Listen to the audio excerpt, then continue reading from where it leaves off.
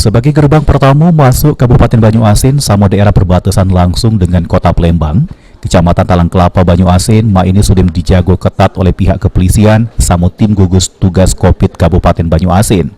Setiap uang yang nak masuk Banyuasin dari Kota Palembang langsung diperiksa suhu badannya oleh tim gugus tugas COVID-19 Banyuasin.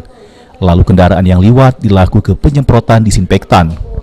Langkah ini dilakukan karena Kota Palembang bakal dilakukan pembatasan sosial berskala besar atau PSBB.